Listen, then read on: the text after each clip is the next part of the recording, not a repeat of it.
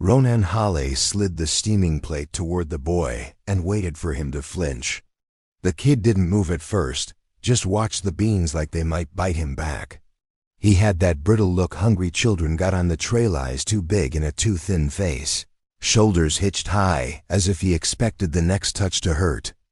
A few feet behind him, an old woman sat stiff on Ronan's only chair, her hands folded on top of a worn carpet bag, watching with the sharpness of a hawk that had seen enough winters to know what men were capable of. "Go on," Ronan said. "They're hot, not poisoned." The boy's fingers inched toward the tin plate, then stopped when Ronan added, "If you don't eat, you're riding back into the dark by yourself. Before we jump back in, tell us where you're from. If this story moves you, please subscribe. Tomorrow, I have a special story for you." The words sounded strange in the cramped line shack, but Ronan had gotten used to talking to the emptiness when the nights stretched long and the wind tried to peel the boards from the frame. Tonight, the emptiness stared back with a pair of wary hazel eyes and a spine that might snap if a man so much as breathed wrong. The boy finally grabbed the plate.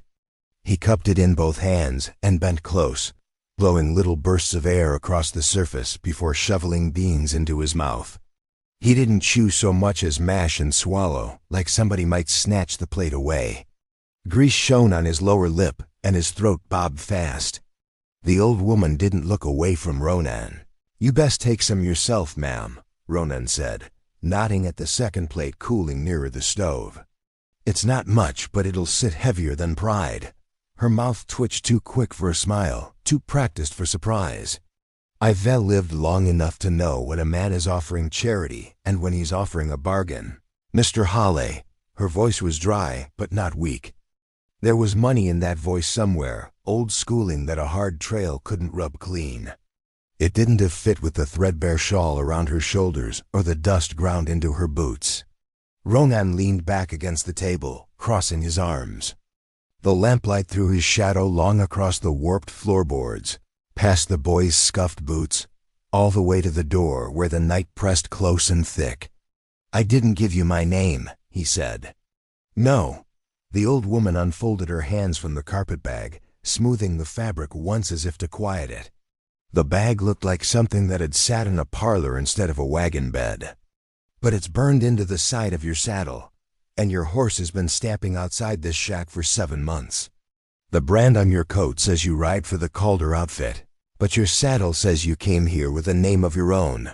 The kid looked up from his plate at that, beans smeared along one cheek.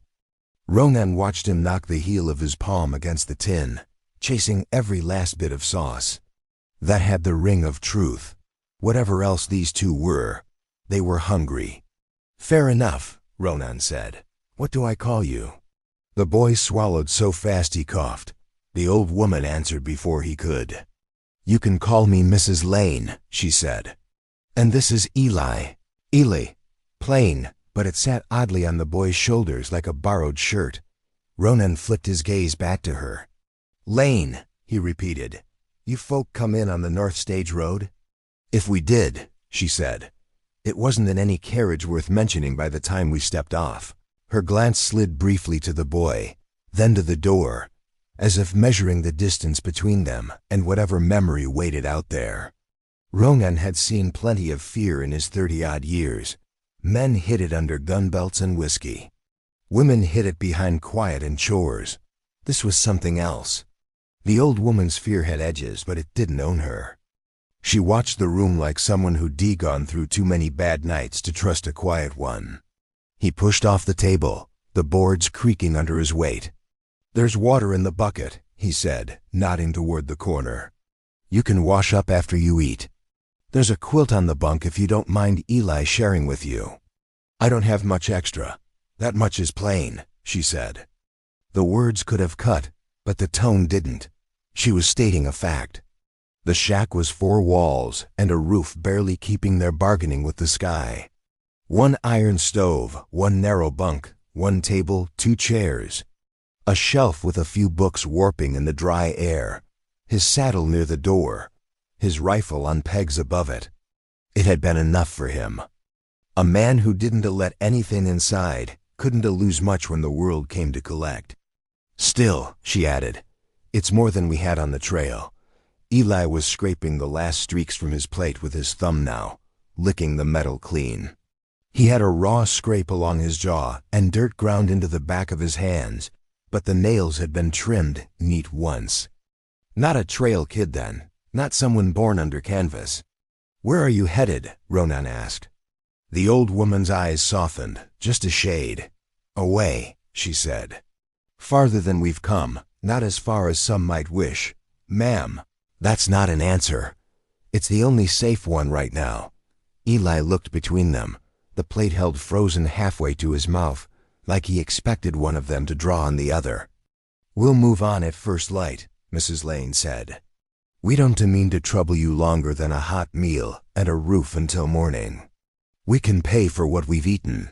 From inside the carpet bag, she drew a small purse, the leather too fine for most of the ranch wives Ronan had seen in town. She set it on the table, her fingers lingering on it as if she didn't quite want to let go. Ronan stared at the purse, then at her. Keep it, he said. I'm paid enough by the Calder boys to manage beans and biscuits. This isn't a hotel. Then it's charity. It's what I can live with, he said, the words out before he could drag them back. The room went quiet, but for Eli's quick breaths and the tick of the cooling stove. Outside, a coyote yipped, high and sharp, and another answered farther down the draw. Mrs. Lane studied him for a long moment. There was weight in that gaze, like she was fitting him into a ledger. Very well, Mr. Hawley, she said softly. We'll accept your conscience for the night. Conscience. That was one word for the thing that wouldn't. To let him close the door on a child and an old woman when he found them beside the wagon ruts at dusk, their horse lathered and blowing, the boy listing in the saddle. He shot a look at Eli. The kid's eyelids were drooping, stubbornly fighting the weight. He was maybe 10, maybe 11. It was hard to measure with so much trail carved into his small frame. How long since you ate? Ronan asked. Eli shrugged. A while. Ronan raised a brow. The boy lifted his chin. Since sun was high over the rocks, he said. Before the shooting, Mrs. Lane's hand tightened on the purse. Eli, what shooting? Ronan asked. The boy's mouth opened, eager and ragged with the need to spill, but Mrs. Lane's tone cut across the room, sharp as a switch. That's enough for tonight. Ronan watched the air between them close up like a door slammed shut. Eli hunched over his empty plate, staring at the smeared surface as if a different answer might appear if he looked long enough. All right, Ronan said, forcing his shoulders to loosen. He pushed men too hard before and watched them swing for the answers they'd given. He wasn't about to lean on a child. You can tell it in the morning if you still want to. He collected the plates, stacking them with quiet care. He rinsed them in the basin, the water turning cloudy, then set them upside down on the table to dry. Blankets on the bunk, he said, nodding toward the far wall. I'll take the floor. Mrs. Lane's gaze snapped to him. We can't turn you out of your own bed. You're not turning me out, Ronan said. I sleep where I like. Where he liked was anywhere that kept his back to a wall and his hand close to his gun. The floor between the stove and the door did both. As you say, she murmured. She rose from the chair, slower than pride wanted, but quicker than pain liked. Up close, she looked older than he'd first thought. Lines fanned out from the corners of her eyes, but they weren't the kind carved only by laughter. She walked to the bunk and set the carpetbag down on the floor beside it. Eli stumbled after her, weaving between the table and stove. Wash first, Ronan said. The boy turned toward the basin, and Ronan saw it, the way the old woman flinched, just for an instant when Eli lifted his arm. The sleeve of his jacket pulled back, showing the faint purple bloom of fingers around his wrist. Ronan's jaw clenched. That wasn't from a fall. Who grabbed you, kid? He asked quietly. Eli froze, then yanked the sleeve down.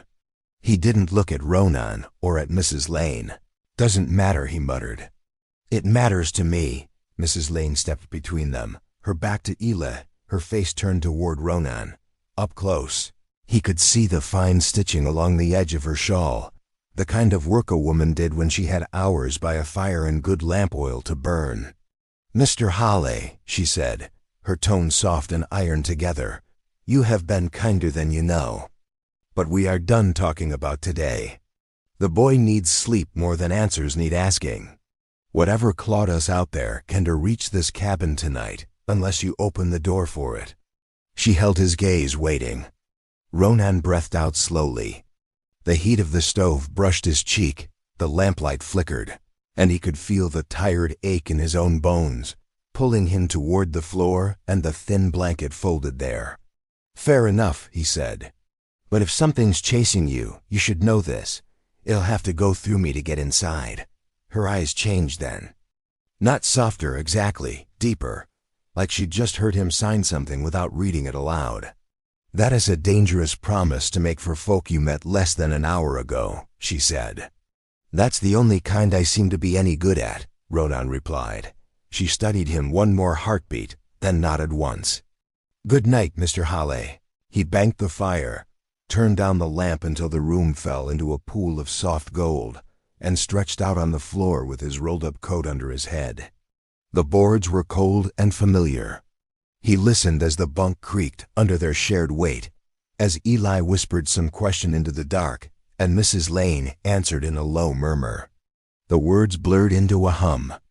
Ronan lay still, the rifle's shadow on the wall his last waking thought. He dreamed of hoofbeats.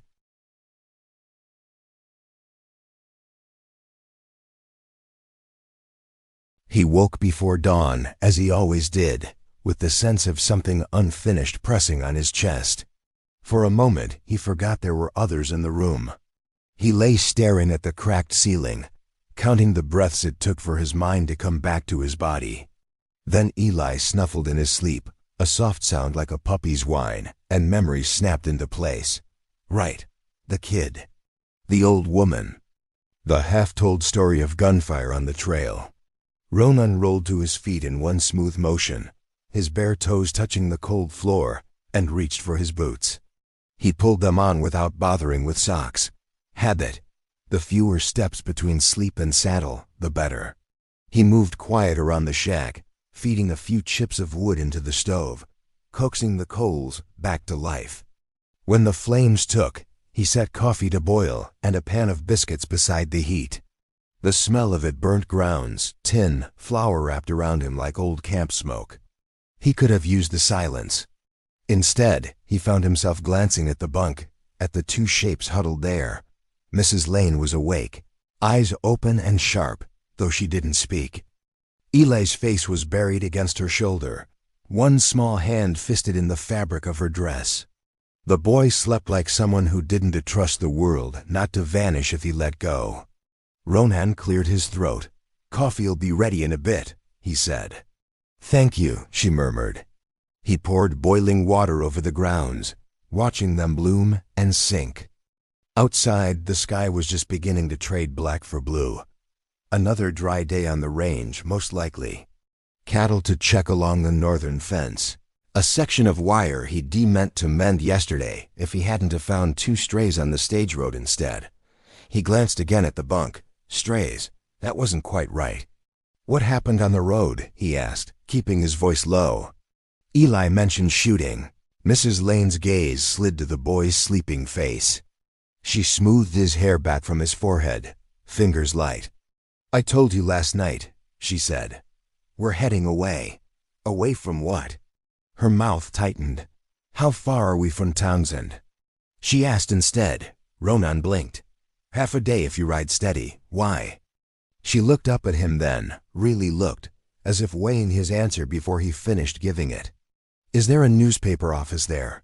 she asked. "Two," he said slowly. "One for each man who thinks he runs the town." "Why?" "And a bank?" he snorted. "3 of those. That's why there's 2 newspaper offices." Something like relief flickered across her face, quick and strange. "Then we're closer than I thought," she whispered. Ronan set the coffee pot back on the stove with more force than necessary. "Closer to what, Mrs. Lane?" To where we can decide what comes next, she said. That's not an answer. It's the only one I can give until I know if the men who fired on our coach last night followed the same road you ride. There it was. A scrap of truth. Ronan straightened. They hit the coach? Yes.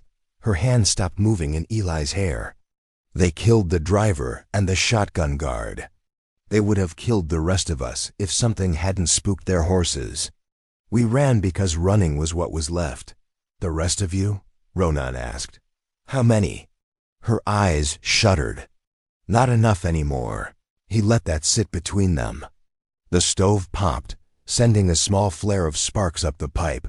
Eli shifted, mumbling. His fingers tightened in her dress. Did you see their brands? Ronan asked. On the horses. Any colors, scars, something you remember? Gray horse in the lead, she said immediately.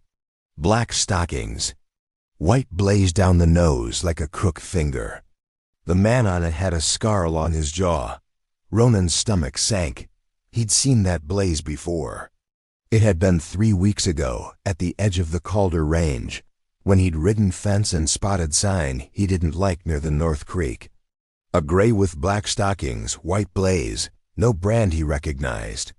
The rider had turned away when Ronan had topped the rise, spurring hard, disappearing into the brakes. Damn, he muttered. Mrs. Lane's eyes sharpened. You know them? I know trouble when it drags its boots across this range, he said. I told the foreman about sign I didn't like. He said rustlers didn't bother with Calder cattle, because our boss doesn't mind shooting first and collecting questions from graves. And do you? She asked. Shoot first? If a man aims at a child? Ronan said. I don't wait around to see if he's joking. Eli's eyes opened then, hazy with sleep.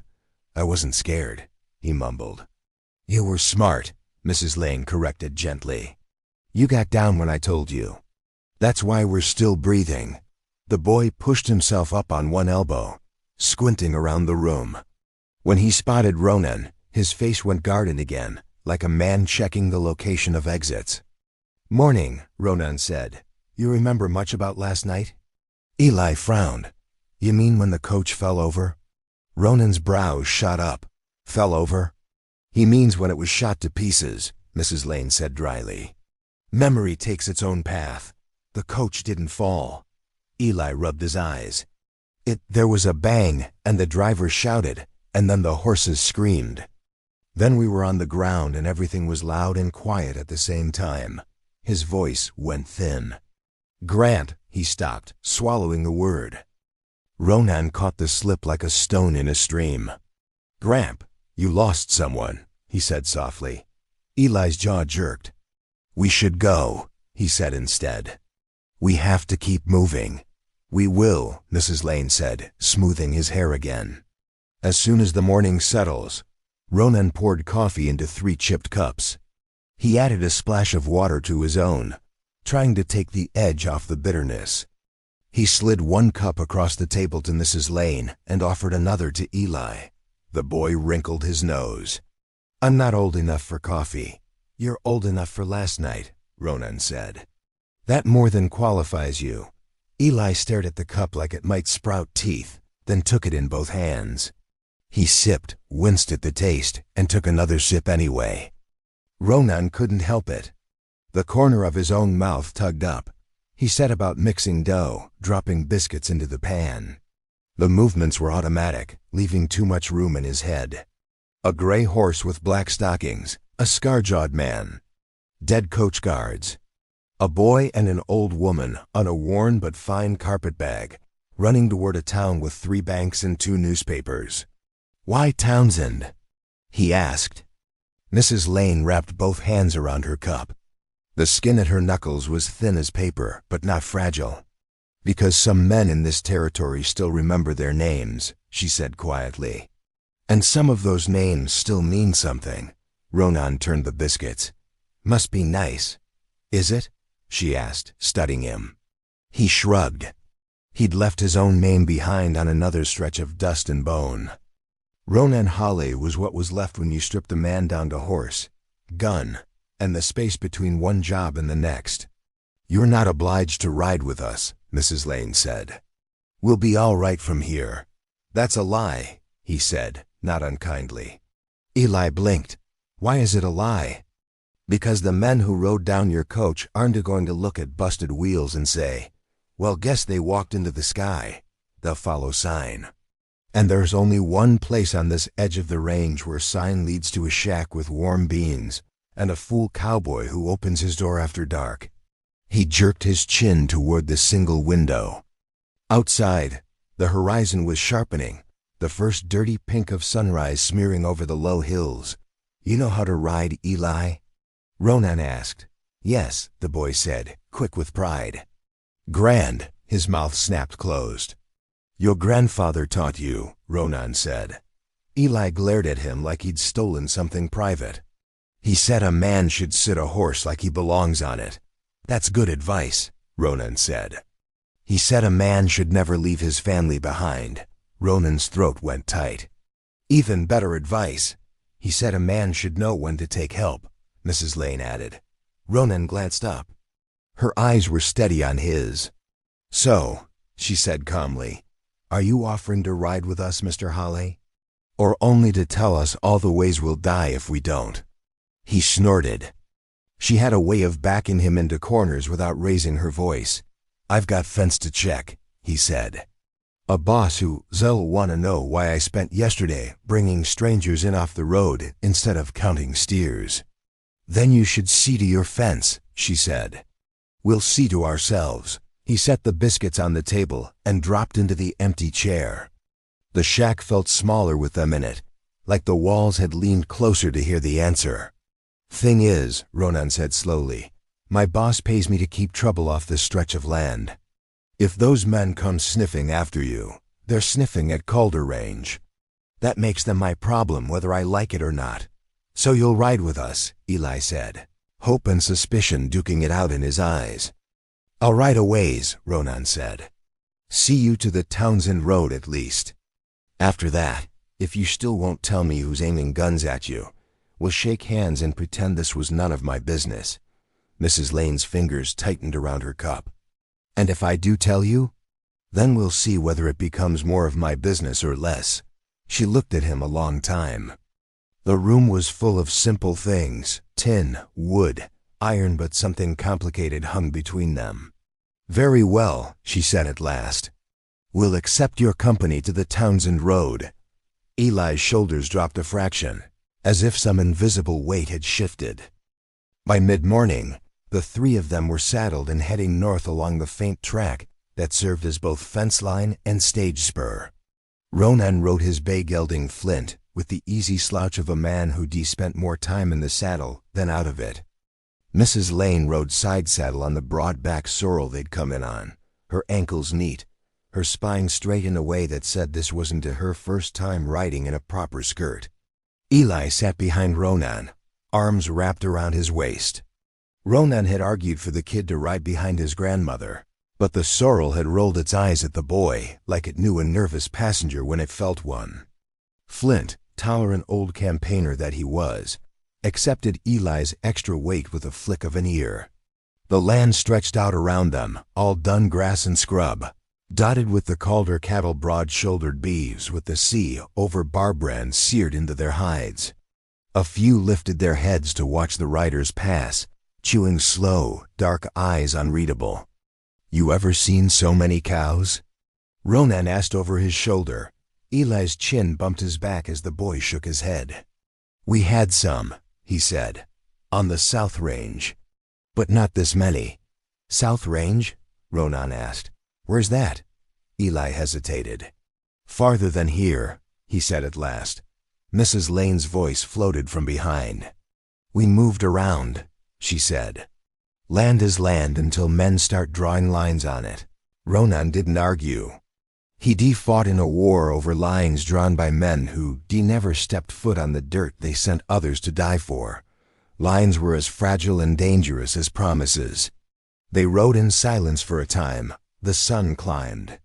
A hawk circled overhead, a dark speck against the hardening blue. "Mr. Holly?" Eli asked suddenly. "Yeah?" Why do you live out here alone? Ronan shifted in the saddle. Kids didn't walk around questions the way adults did. Job needs doing, he said. Fence needs riding. Cattle need watching. Foreman didn't see the point in wasting a perfectly good bunkhouse bed on a man who'd rather listen to his own breathing than a dozen ranch hands snoring. That's not an answer, Eli said, surprising a laugh out of him. You sound like your grandmother, Ronan said. That's because she's usually right, Eli replied.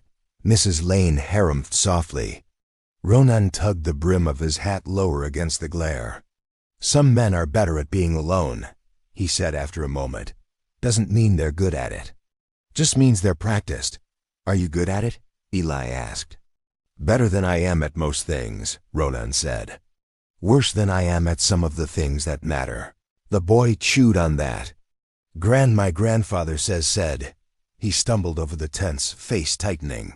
He said a man who lives alone starts to hear his own thoughts too loud. Your grandfather sounds like a man who liked to talk, Ronan said. He liked to make other people talk, Eli said. He could walk into a room and know who was lying in less than a minute. That's a handy trick. He said it wasn't a trick, Eli insisted. He said if you listen long enough, folks tell you who they are. Ronan felt Mrs. Lane's gaze on his back. He didn't answer. They reached the low rise where he usually turned east to check a stretch of fence. From there, the land dipped toward a narrow draw, then climbed again in a series of broken hills. Beyond those, Townsend lay like a stain of civilization on the horizon. Ronan reined in flint. The gelding snorted, tossing his head. What is it? Mrs. Lane asked. Ronan squinted at the ground. The track ahead was marked with more than their own sign. Hoofprints, 3, maybe 4 riders had cut across the trail in the night, headed west. One set deeper than the others, the stride long. A gray with black stockings, if he had to guess. Someone's been through here, he said. Recent. Mrs. Lane's hand went to the front of her dress, fingers pressing just below her collarbone. Can you tell if they turned toward Townsend? She asked. Ronan slipped a boot from the stirrup, swung his leg over, and dropped lightly to the ground. He walked a few paces, crouching to study the prints. The dirt held the shape clear fresh, edges sharp. They came from the stage road, he said. Cut across here, headed for the West Creek. Could be rustlers. Could be men who don't like paying tolls. Could be men who don't like witnesses, Mrs. Lane said. He looked up at her. Her face had gone pale, but her eyes were steady. Eli's arms tightened around Ronan's waist. Are we in danger? The boy whispered. Ronan straightened. We're in the West, he said. Danger's like dust. It gets everywhere if you don't pay attention. That's not an answer, Eli muttered, but his voice shook less than Ronan expected. We'll cut north of the draw, Ronan decided. Add some time, lose some sign. If they're looking for you, I'd rather they had to work for it. Mrs. Lane nodded once. Lead on, Mr. Hawley. He remounted, turning Flint's head toward the shallow hills. The gelding's ears flicked forward, then sideways, catching some sound Ronan's human ears couldn't yet. He patted the horse's neck. Easy, boy, he murmured. We'll keep you in one piece. As they rode, he found his mind circling the same questions. Who paid men like that to hit a coach? What kind of old woman and boy warranted that kind of attention? Why Townsend of all places when there were closer towns with doctors and roofs that didn't leak? He thought of the purse Mrs. Lane had offered, the carpetbag stitching, the educated tilt of her voice, Eli's stubborn spine. Your grandfather, Ronan said, breaking the silence. What did he do? Eli shifted behind him. He talked to people. About land, cattle, money. So a rancher, Ronan said. And other things, Eli said carefully. Mrs. Lane's tone cut lightly across them. Eli. What? The boy protested. He asked, and you'll tell him what we agreed to tell, she said. Ronan glanced back over his shoulder at her. You two practice this story on the trail? We practice staying alive, she said. Sometimes that requires editing." He huffed a dry laugh despite himself. "Ma'am, you mind me asking what you plan to do when you reach Townsend?" "Find a telegraph office," she said simply. "To wire who?" She hesitated. "My son," she said at last. "Where's he at?" "Farther than here," she said again. "That answer's wearing thin," Ronan said. "It is all you re-getting until I can send a message that doesn't to pass through your boss's hands," she replied. He stiffened. "You think I'd hand your business to the Calder foreman?"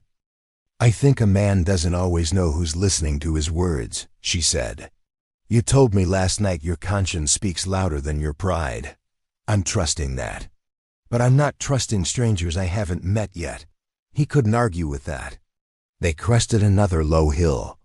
From the top, Ronan could just make out the faint smudge that meant Townsend sat in the crook of the river, smoke and dust rising together. "There," he said, nodding. "Town's about 2 hours' ride if we keep up this pace." Eli craned his neck, trying to see past him. That's it, Ronan said. 1 main street, 3 churches, 4 saloons, 3 banks, 2 newspaper offices, and more trouble per square foot than all the cattle on this range put together. "Sounds like home," Ellen muttered. Mrs. Lane shot him a look. The boy clamped his lips shut. Ronan turned Flint slightly east, angling toward a narrow wash that would give them some cover on the approach. The day was heating up. Sweat slicked between his shoulder blades. Eli shifted behind him, trying to find a more comfortable way to be pressed up against a stranger's back. "Mr. Hawley? Yeah? Will you leave us at the edge of town?" "That was the plan," Ronan said. "Good," Eli said quickly. "Why good?" "Because then you won't have to choose," Eli blurted. Ronan's hands tightened on the reins. "Choose what?" Eli went silent, the way a rabbit did when it realized it had stepped into the open. "Eli," Mrs. Lane said, warning in her tone. The boy squeezed his eyes shut, his words tumbling out anyway. "Grandy said some men are safer if they don't know too much, because then they don't have to pick sides." Ronan stared straight ahead. The wash yawned before them, a shallow cut in the earth. "What makes you think I'd pick the wrong side?" he asked quietly. Eli's grip on his waist loosened, then tightened again. "I don't," he said. "I just don't want you to get hurt." The simple, clumsy concern hit Ronan harder than he liked. People didn't worry about him. They worried because of him. "Too late," he said gruffly. "I already let you in my cabin." They dropped into the wash, the walls rising on either side. Flint picked his way carefully over the loose rocks. Mrs. Lane's sorrel followed, hooves sending small stones skittering.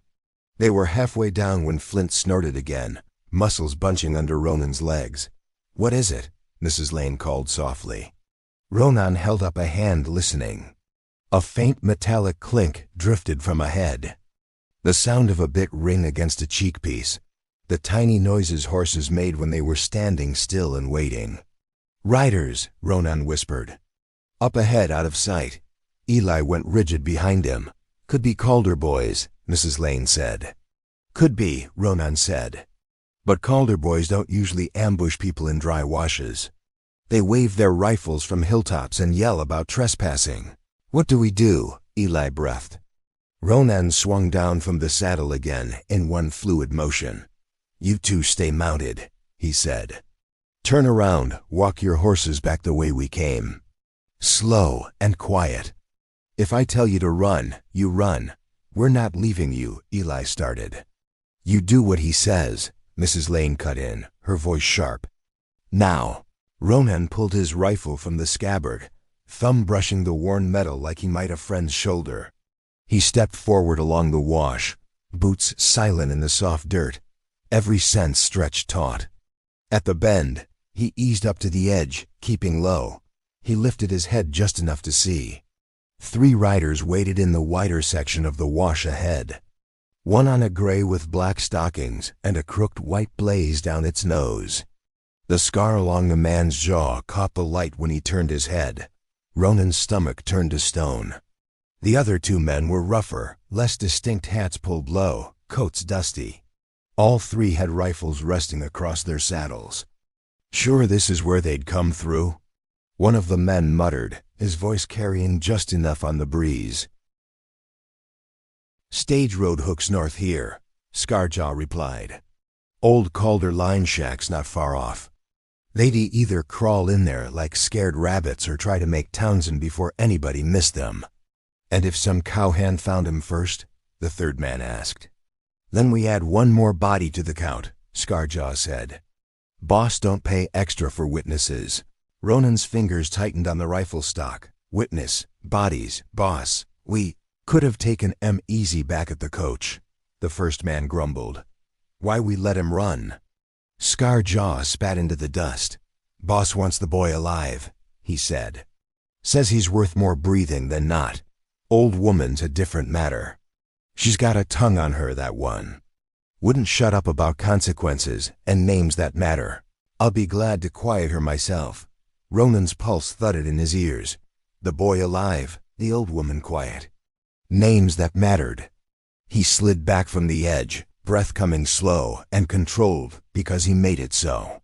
One stupid loud heartbeat could give them away.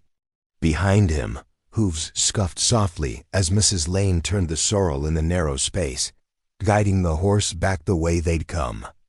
Eli clung to the saddle horn, eyes huge. Ronan trotted back to them, crouched low. "We have to go," Mrs. Lane whispered. "We can't fight men like that." "We don't have to fight all three," Ronan said. "Just the first one who gets close enough to see your faces. Mr. Hawley. Those men aren't out here by accident," he said, voice low but fierce. "They're hunting you." "I just heard them say so." Eli's breath hitched. "Did they say his name?" Ronan shook his head. "They called him boss, said he wants you alive. Said your grandmother talks too much." Mrs. Lane's mouth curled, humorless. "He would say that," she murmured. "Who is he?" Ronan demanded. "Who sends gunmen after a coach and pays extra to keep a boy breathing?"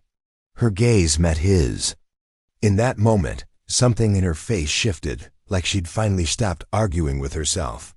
"He's a man who thinks money can bend law and land to his liking," she said. "A man who forgets that some of us had those things before he ever saw this territory." "That's still not a name," Ronan said. "Names are dangerous in the wrong ears," she said.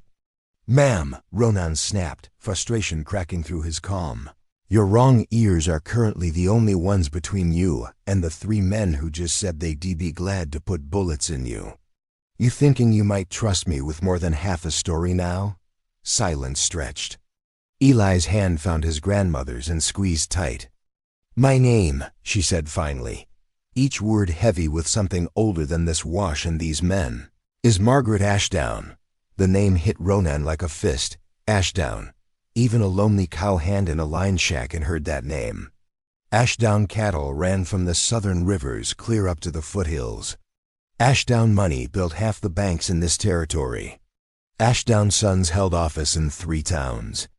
Ashdown grandsons were talked about in saloons as if they were already carving up the future. Ronan stared at her. The carpetbag, the fine stitching, the educated voice. The stubborn grandson. Yes, she said. "I am that Ashdown. And Eli is my grandson. We were supposed to arrive in Townsend yesterday afternoon to sign papers that would make certain men very unhappy. It seems they decided to answer with lead instead of lawyers." Ronan blew out a breath. "Hell." Eli's fingers twisted in her skirts.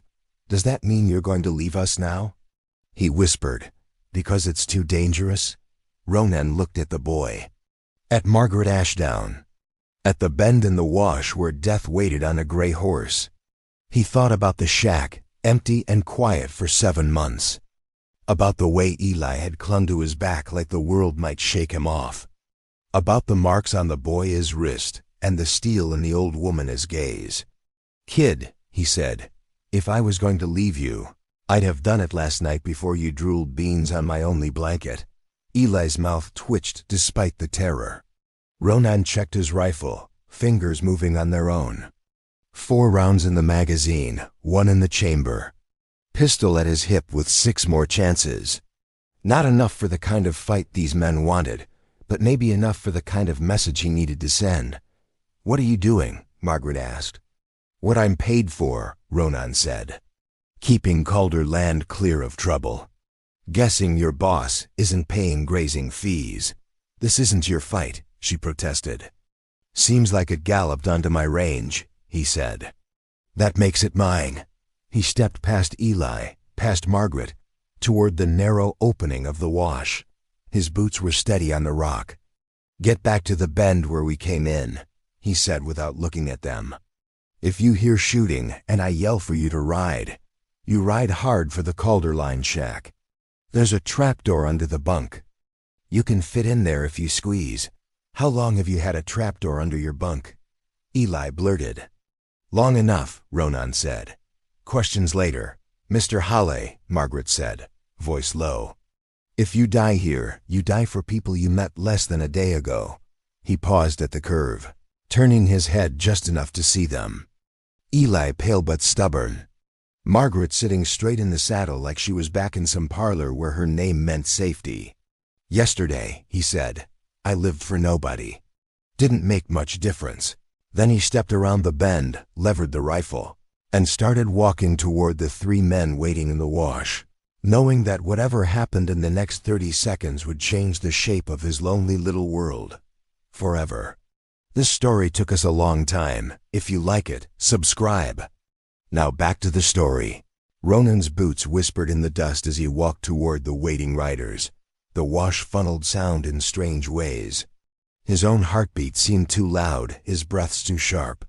He focused instead on the small things, the way the rifle stock fit into his shoulder, the weight of the hat brim shading his eyes, the feel of Flint's reins looped through his left hand.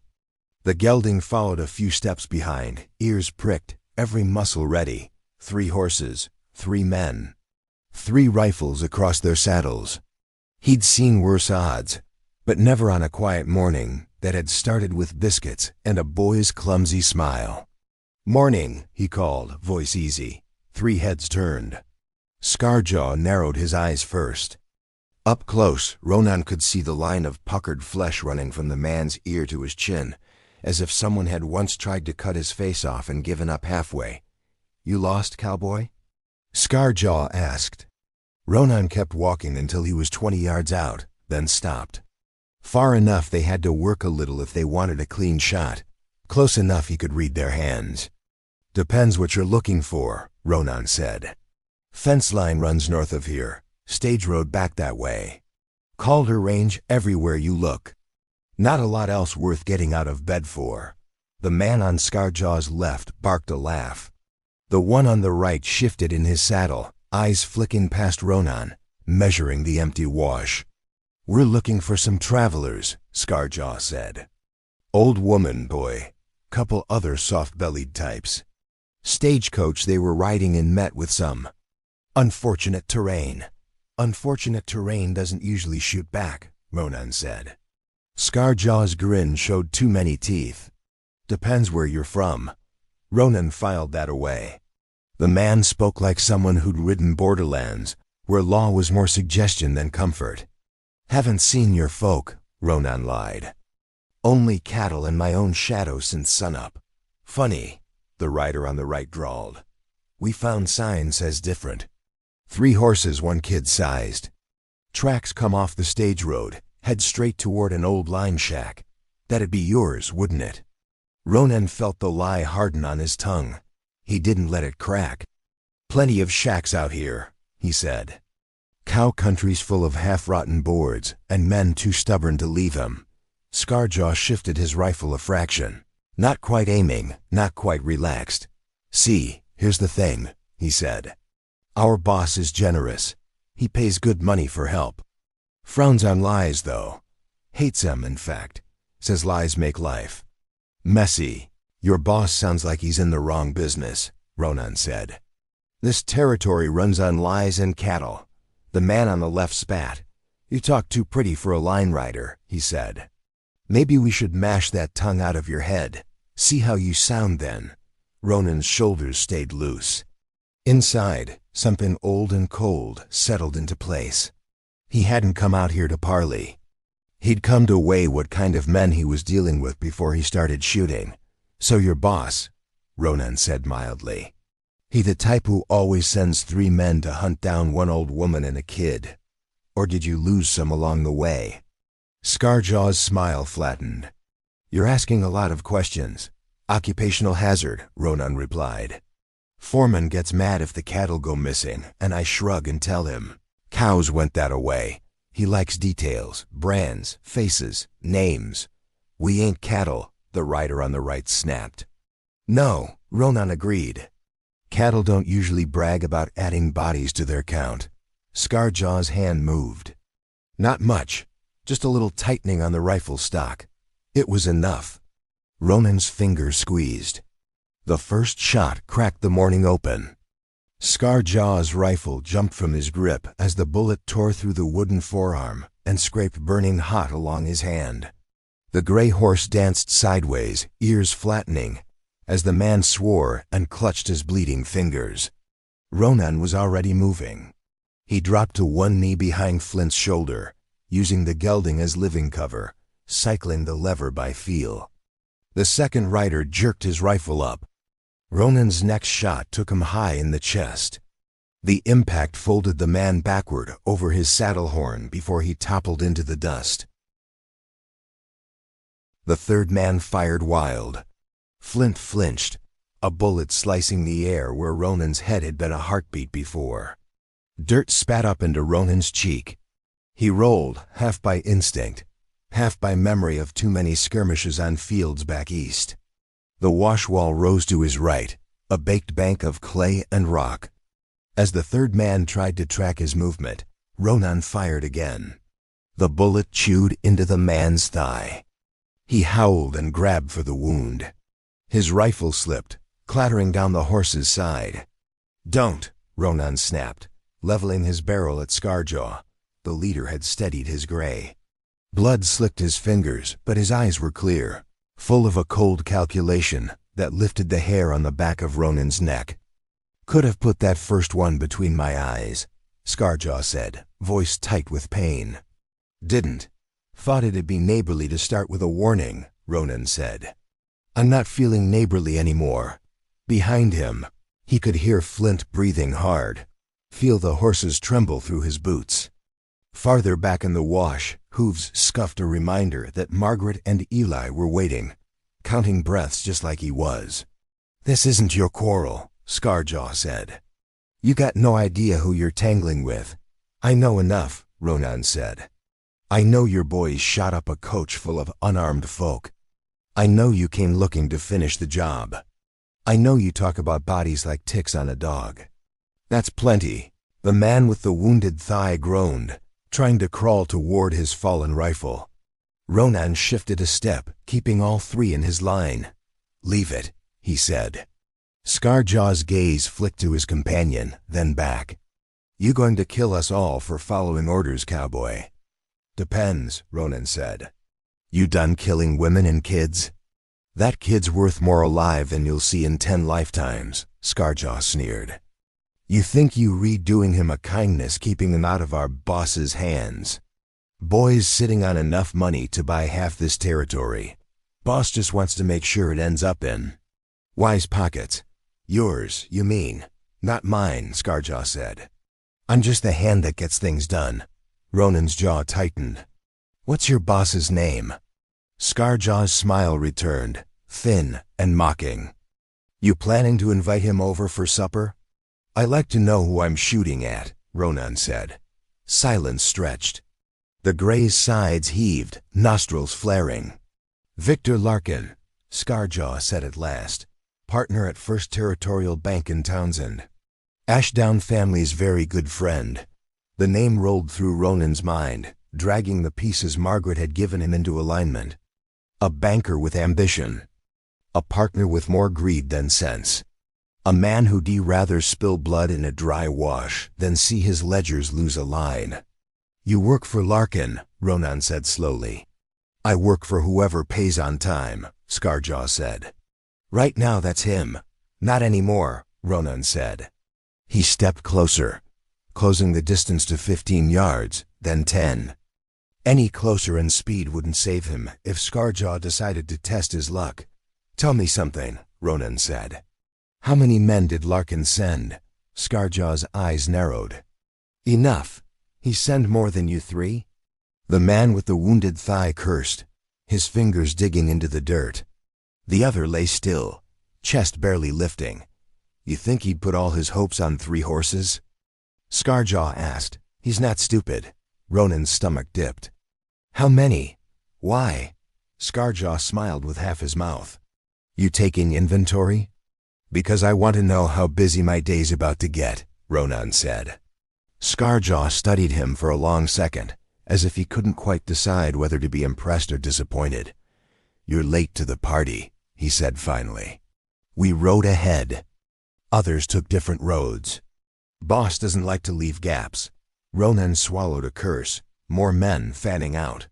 "Maybe on the main trail to Townsend already. Maybe in town, dressed like any other hard cases at the bar." "You got a choice," Ronan said, voice low. "Drop your rifle, get off that horse, and tie your friend's leg off before he bleeds out. You might live long enough to see what happens next. Or you can reach for that rifle and I'll plant you right here, and the coyotes can sort out your regrets." Scarjaw met his eyes. For a heartbeat, the wash held nothing but that look 2 lines drawn in dust, waiting for one to shift. Then the man opened his hand. The rifle slid from his grasp, thudding into the dirt. "Smart," Ronan said.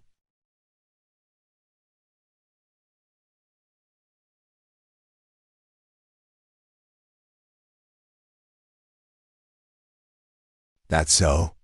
Scarjaw muttered, swinging a leg over to dismount. "Doesn't feel smart." "Smart doesn't always feel good," Ronan said. "Sit him up. Rip your shirt, use it for a bandage. You giving orders now?" "I'm the one still holding a loaded gun," Ronan said. "That usually comes with certain privileges." Scarjaw snorted, but did as he was told, crouching beside his wounded companion. Ronan watched his hands, the flicker in his eyes. Men like this didn't surrender without looking for angles. "Don't try any tricks," Ronan warned. "I've had a long morning." He backed toward Flint, keeping them all in sight. When he reached the gelding's side, he whistled low. "You can come on," he called down the wash. "Slow." Hooves answered a moment later. Margaret's sorrel appeared first around the bend, neck arched, ears pricked. Margaret rode straight backed. Eli pressed close against her front. Both sets of eyes locked on Ronan. Eli's gaze slid past him and widened when he saw the bodies. "You shot them," the boy whispered. "Some of 'em needed it," Ronan said. "This one might yet decide which side of that line he falls on." Scarjaw looked up sharply at Eli's voice. Recognition kindled in his expression, ugly and hungry. "There he is," he said softly. "Little Lord Ashdown himself." Eli flinched. Margaret's arm tightened around him. "You don't say his name again," Ronan said. Scarjaw's gaze flicked back to him. "You really don't know what you've stepped in, do you, Cowboy?" Ronan ignored him. He moved to the wounded man, checked the makeshift bandage. The bleeding had slowed, but the man's skin was clammy, breath shallow. "You'll live if you don't do anything stupid," Ronan said. "You try to ride hard on that leg, you'll tear it open and bleed out before sundown." "Won't have to ride anywhere," the man rasped.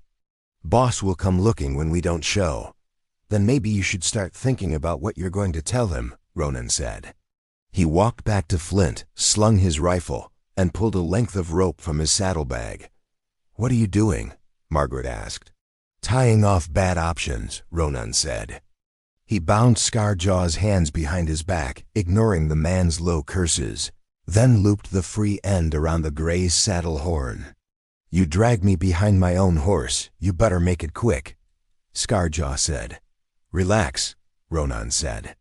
"I'm not in the mood to clean that much blood off my tack." "You're coming to town with us," Margaret stiffened. "You can't take him into Townsend."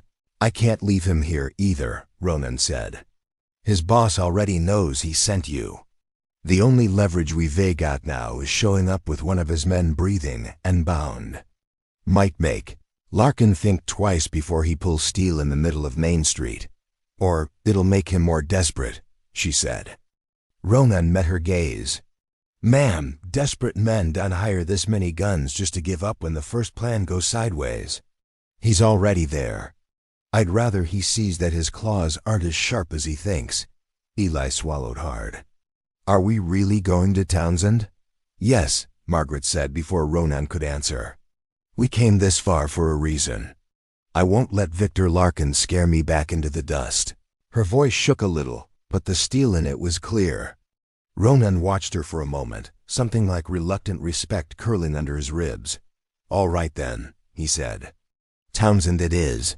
He mounted up, feeling Eli's weight settle behind him as the boy scrambled back into place. Keep your head down, Ronan murmured over his shoulder. Eli nodded against his back. They left the wash at a walk, Scarjaw's gray tethered to Flint's tail, the wounded man propped against the bank with water and what little mercy Ronan could spare. It wasn't enough, he knew, but mercy never came in right sizes out here. Townsend rose from the plain like something the land had coughed up and been unable to swallow again. As they approached, Ronan took in the same sights he always did. The crooked line of false front buildings along Main Street, the church steeple, stabbing at the sky the clatter of wagons and the tinny jangle of a piano from one of the saloons. Today it all felt sharper. Every open doorway a mouth that could spit bullets, every alley a throat where trouble might lurk. Keep your brim low, Ronan said to Margaret as they rode in. And don't answer to Ashdown if anybody calls it. I've lived longer than you, she said dryly. I know how to pretend I'm nobody. Her clothes helped. Trail dust had done its work, softening fine fabric into something more ordinary. Ele's face was smudged, his hair sticking up in half a dozen directions. Only Margaret's posture betrayed her straight as a rail, like someone who'd spent years holding herself to other people's expectations. Ronan guided Flint toward the far end of town, where a smaller building crouched between the telegraph office and a barber shop. The sign above the door read Silas Reed, attorney and notary. The paint was fading, but the letters were still neat. You trust him? Margaret asked. As much as I trust any man whose livelihood depends on paper in a place where bullets are faster, Ronan said. He's done right by Calder contracts. Doesn't cook numbers or twist words more than the usual. Comforting, she murmured. He swung down, then turned to help her dismount. She refused his hand, of course, but he kept it there anyway until her boots hit the boards. Eli slid down after her, landing harder than he meant to. Scarjaw glared at them from his saddle, rope biting into his wrists. You walk quiet, Ronan told him. You try to yell for help, I'll introduce your teeth to the hitching rail. Pretty sure help's already watching, Scarjaw said, flicking his chin toward the saloon across the street. Ronan didn't look. Men staring out of dark doorways were like cactus always there, no reason to pet them. Inside, he said, herding Margaret and Eli through the lawyer's door. A bell jingled overhead. The front room smelled of dust, ink, and the faint ghost of pipe smoke. Shelves lined the walls, crammed with ledgers and legal volumes. Behind a battered desk, a thin man with spectacles perched on the end of his nose looked up. Office is closed until... He stopped when he saw Ronan. Holly, didn't expect you in town till payday. Morning to you too, Silas, Ronan said. We need the back room. Silas Reed's gaze skipped past him to Margaret and Eli, then to Scarjaw in the doorway, rope and blood and hate all plain as sunrise. I see my day just got more interesting, the lawyer said. Could say that, Ronan replied.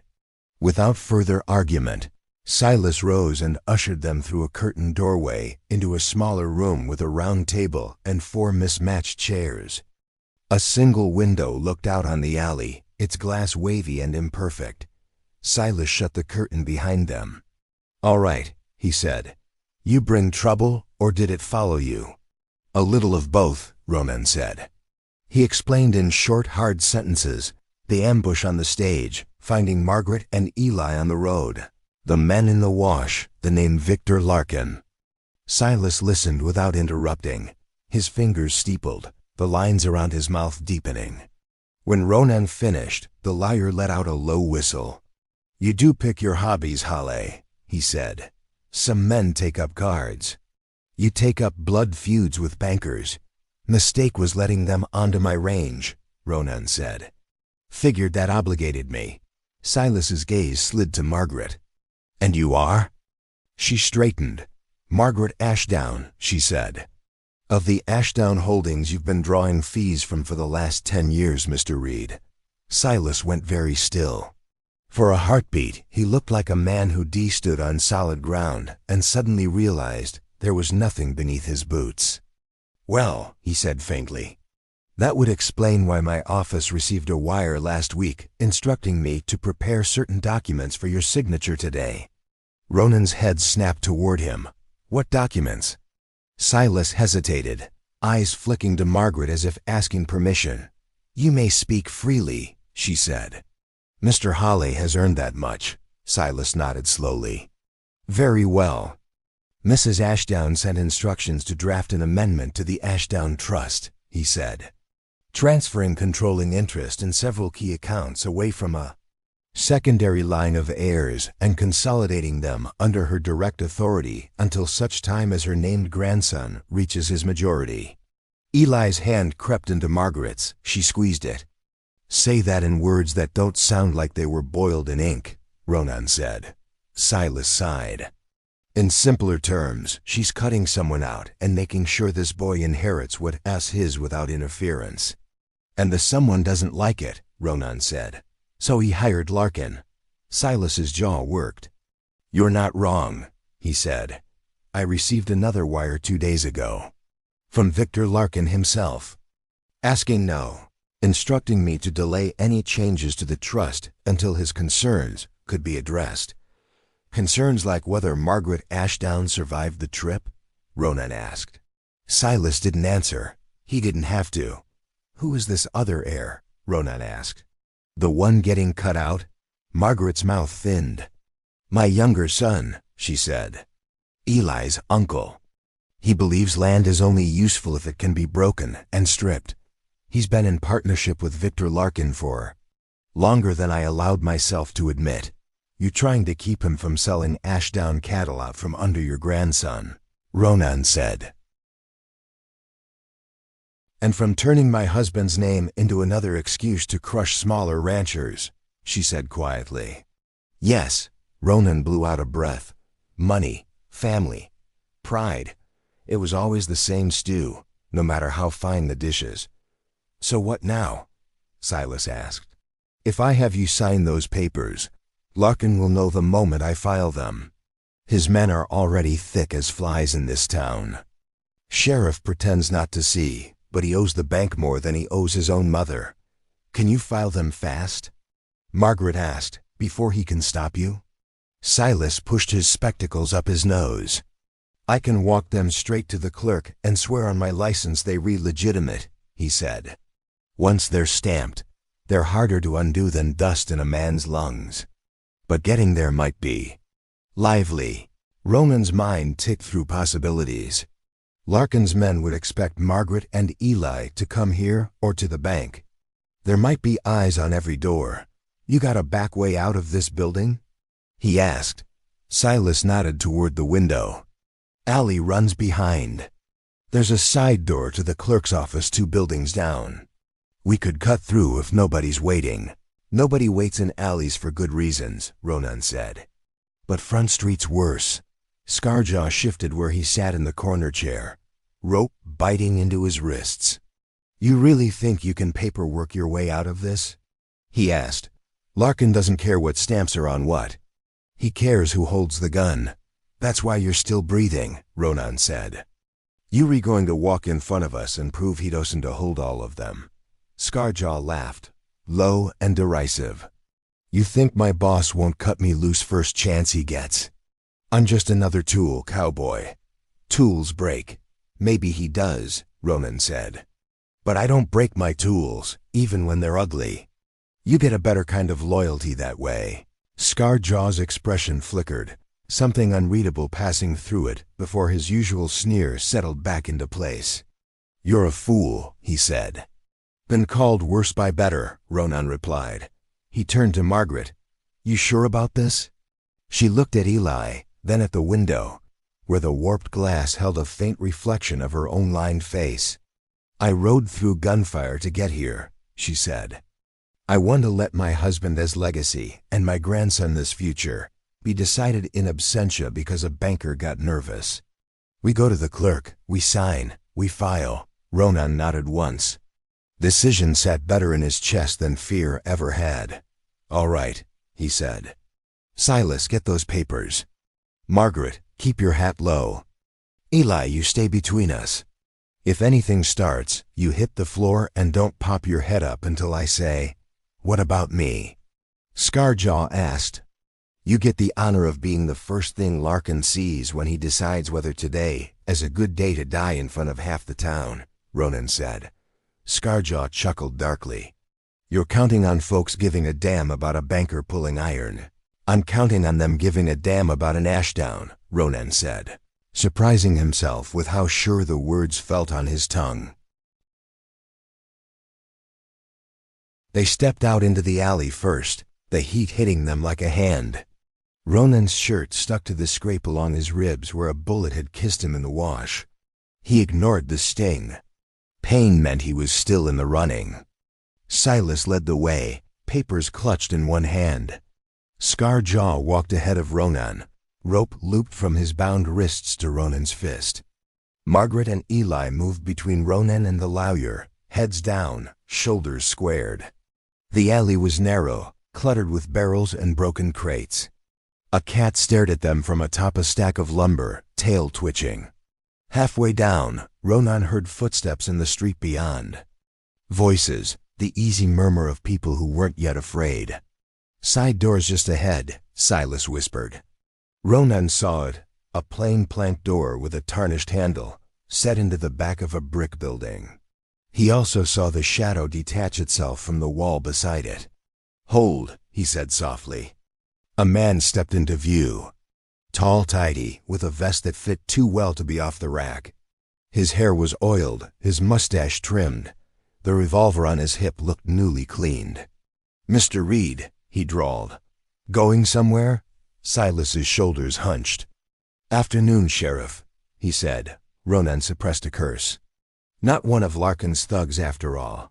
Worse, the law. "Afternoon," Sheriff Klein said, eyes moving past Silas to the rest of them. They lingered on Scarjaw's rope, then on Ronan's hand holding it. "You starting the collection, huh?" "Just cleaning up my range," Ronan said. "Thought I'd bring some of the refuse to town so decent folk could decide what to do with it." Klein's gaze flicked to Margaret and Ely. "And them?" "Clients," Silas said quickly. "Here to attend to some private legal matters." "Legal matters involving Victor Larkin?" the sheriff asked mildly. Silas's silence was answer enough. Klein sighed. "You put me in a bad spot," he said. "Bank pays for my bullets. But the town pays for my badge. Lately, the two don't agree on much." Ronan shifted his weight, feeling the alley's narrowness like a noose. "So whose side you on today?" Klein considered him. "Ask me again in an hour," he said. "For now, I'm going to open this door and pretend I don't see a bound prisoner or a famous name trying to slip through my jurisdiction." He reached for the handle, then paused, looking directly at Margaret. "For what it's worth, ma'am," he said quietly, "my daddy worked a small spread that kept getting pinched between bigger outfits. Ashdown Brand never once cut his fences in the night. Can't say the same for some others." Something like gratitude softened Margaret's eyes. "Your father sounds like a man who deserved better neighbors," she said. "He did," Klein said. "Maybe today's the day he gets him." He opened the door. Inside, the clerk's office buzzed with quiet activity. Two clerks bent over ledgers. A woman with ink-stained fingers sorted through a stack of documents. All of them looked up when the unlikely procession came through the side door. Silas crossed the room in 3 long strides, slapped the papers onto the counter, and cleared his throat. "Recording priority," he said. "Ashdown Trust Amendment, previously wired."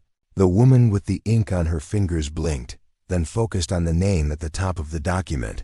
Her eyes widened. "Is this?" "I am," Margaret said. "And I'd like my signature to mean something before men with guns decide otherwise." The woman swallowed. "Yes, ma'am." She slid the papers toward Margaret, picked up a pen, and shook it to bring the ink down. Margaret took it.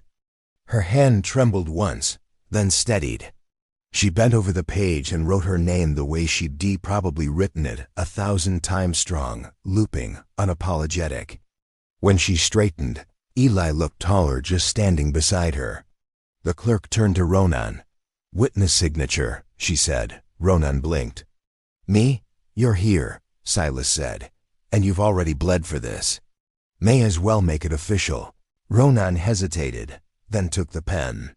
His hand looked rough and out of place against the cream paper, but his letters came out clearer than he expected.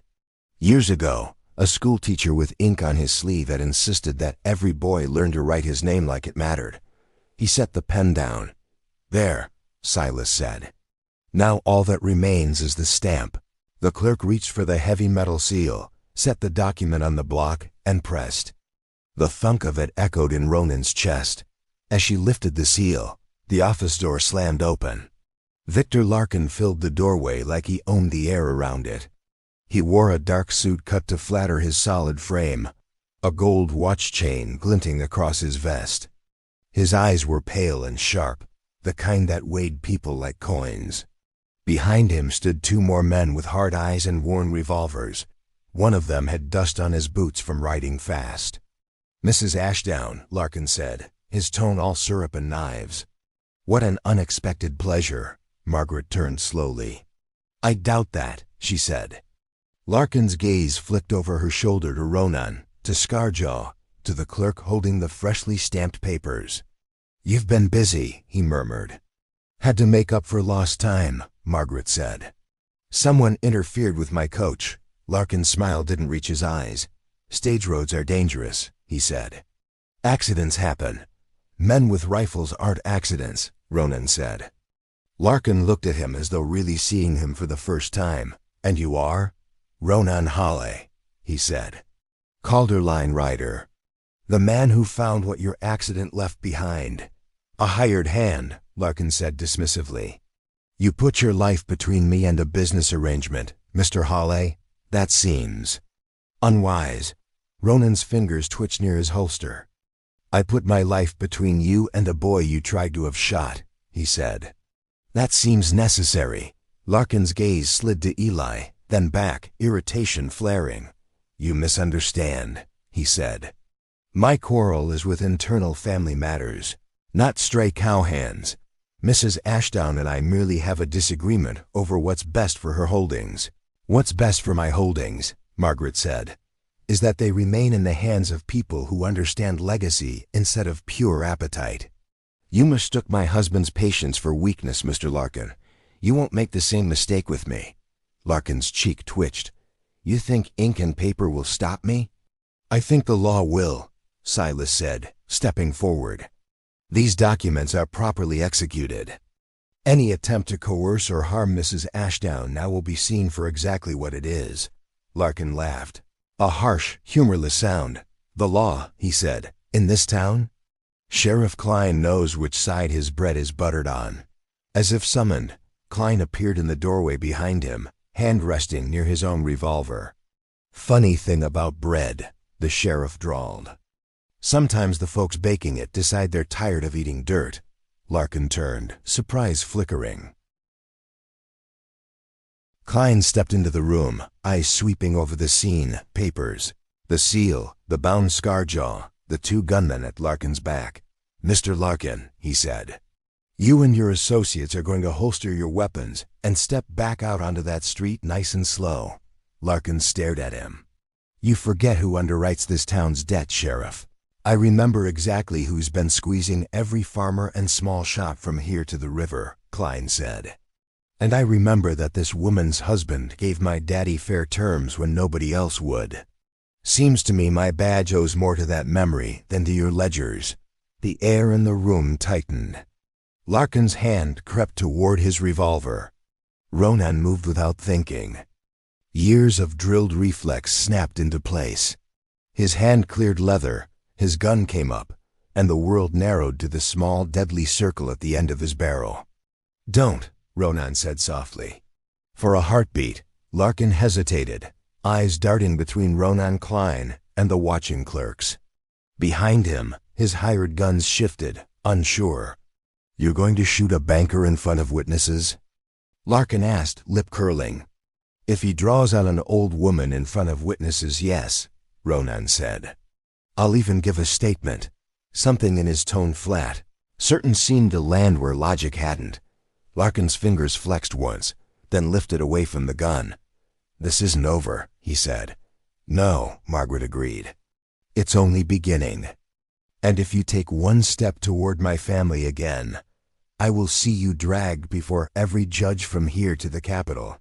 I will empty my coffers hiring men like Mr. Reed to hound your name on every scrap of paper you've ever signed. I will send wires to every Ashdown ally in 3 territories.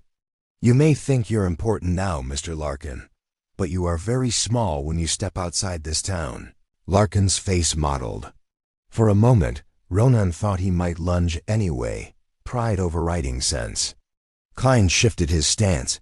Ronan's gun didn't waver. Silas stared, pale but steady. The clerks watched, eyes wide. Behind Margaret's skirts, Eli's hand clutched the fabric, knuckles white. Larkin saw that whatever power he'd held in bought signatures and frightened whispers was cracking under the weight of daylight and witnesses. He took a step back. "You'll regret this," he spat. "I've regretted worse," Margaret said calmly. Klein reached past him, plucked the revolver from his holster, and handed it butt first to one of the clerks. "Hold on to that," he said. "Town property now." Larkin's eyes burned. "You're finished, Sheriff." "Maybe," Klein said. "But if I am, it'll be with my boots on the right side of the line." He jerked his head toward the door. "Out. You come within 10 yards of this office today, I'll run you in for disturbing the peace. And I've got a feeling that's just the start of your legal troubles." Larkin hesitated a heartbeat longer, then turned on his heel and stalked out, his men trailing after him like dogs that weren't sure which way the bone had fallen. Silence settled, heavy and stunned. Ellie let out a breath that sounded like it had been held for a year. "Is it done?" he asked. Silas looked at the stamped papers, then at Margaret, then at Ronan. "For today," he said. "The ink's dry and the law's on your side, Mrs. Ashdown. That doesn't mean your troubles are over. But it does mean Victor Larkin can't pretend this is just business anymore." Margaret's shoulders sagged a fraction. Ronan saw for the first time how tired she truly was. "Thank you," she said quietly, to Silas, to Klein, to the room. But most of all, Ronan thought, to him. He shifted, suddenly conscious of the blood drying stiff on his shirt and the ache in his ribs. "Don't thank me yet," he said. "Larkin's not the sort to lick his wounds and go gentle. He'll send word to your son, or to other men who like his way of doing things. This isn't the last stretch of rough country you're going to ride." "I know," she said. "That is why I'm going to need hands who don't scare easy." He blinked. "Ma'am?" She turned fully to him now, studying him like she had in the cabin, ledger book gaze weighing columns of cost and value. "You said yesterday that you lived for nobody," she said. "How would you feel about living for a ranch instead?" He swallowed. "You offering me a job?" "I'm offering you a place," she said. "As foreman on a section of Ashdown land that borders this range. With authority to hire men you trust and chase off those you don't.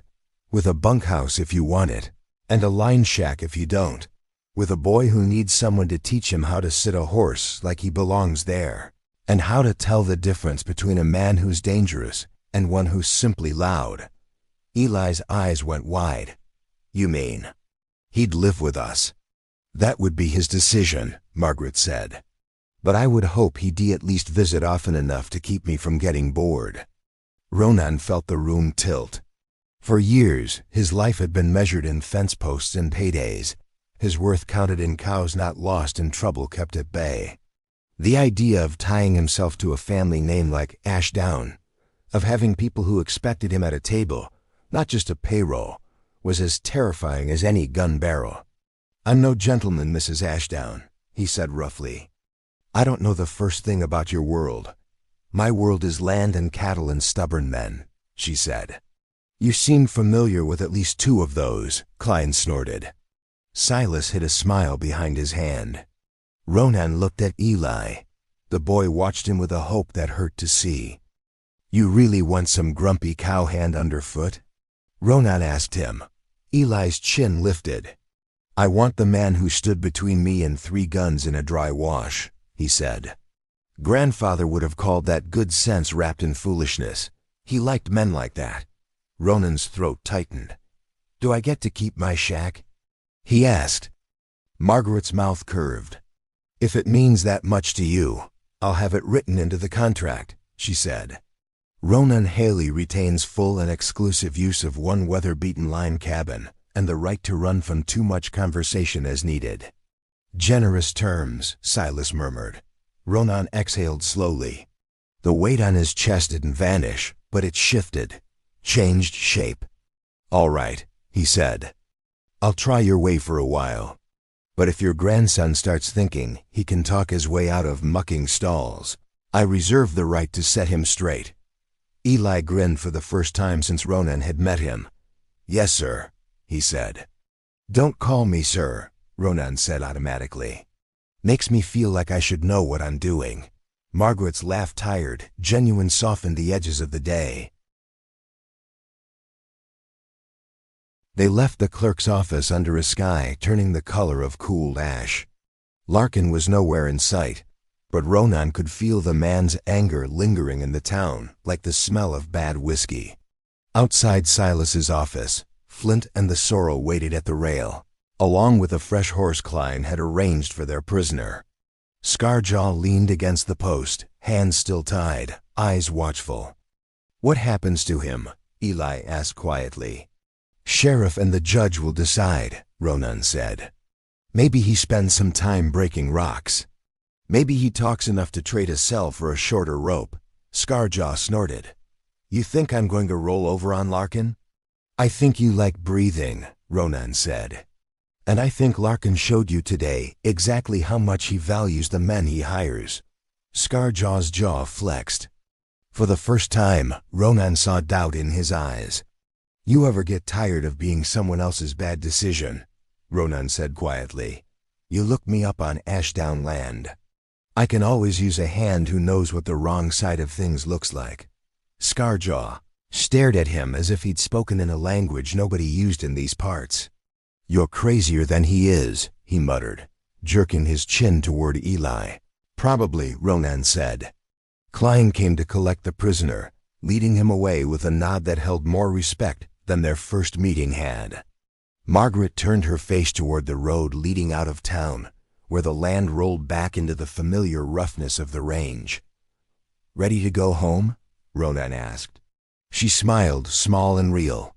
"I think," she said, "that we're finally riding toward it." They mounted up.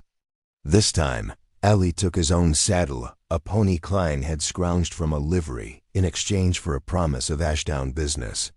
The boy sat a little awkwardly, but with a determination that made Ronan's chest ache. "Keep your heels down," Ronan called. "Hands light, horse isn't furniture." "He's a partner." Eli adjusted, concentrating fiercely. They rode out of Townsend as the first lamps were being lit, the sound of the town fading behind them. Ahead, the wide country opened, full of dust and danger and the kind of room a man needed to grow into himself. Ronan glanced back once. The town looked small from here. The problems they'd stirred up there were not. "You regret it?" Margaret asked softly, drawing her sorrel alongside Flint. "Which part?" Ronan said. "Not minding my own business? Or saying yes to a job I don't know how to do?" "Any of it," he considered. The scrape on his ribs throbbed. His shoulders ached. His future, which had once been a straight, narrow line from one lonely day to the next, now sprawled ahead like the range itself, dangerous, uncertain, alive. "No," he said finally. "For the first time in a long while, I don't feel like I'm just waiting for something to happen to me. What do you feel like instead?" He watched Eli ride a few lengths ahead, hat too big, back straight, small silhouette framed against the sinking sun. "Like I've got something worth opening the door for," he said. Margaret nodded. "Then we'll make the rest of it up as we go," she said. "That's all anyone's ever done out here." Ronan let his gaze travel to the far line of hills, where heat haze blurred the horizon. He knew trouble would come again. Men like Larkin didn't vanish just because ink dried and a sheriff found his backbone. There would be rustlers to chase, fences to mend, deals to guard. Nights when the wind would rattle his shack and old ghosts would crowd the corners. But next time someone knocked in the middle of a storm, he wouldn't be the only one listening for danger on the other side. He'd have a boy who looked at him like he was more than a shadow on a horse. An old woman whose name could still tip scales in rooms he'd never seen. Land beneath him that felt less like borrowed ground and more like a promise. Lonely men stayed alive by keeping everyone at arm's length. Ronan Holly had done that for years. As the three of them rode into the deepening dusk, dust rising around their horses' legs like the start of some new trail, he realized he'd finally stepped close enough to be counted. 2 more great stories are next. Don't miss them. Subscribe and turn on notifications.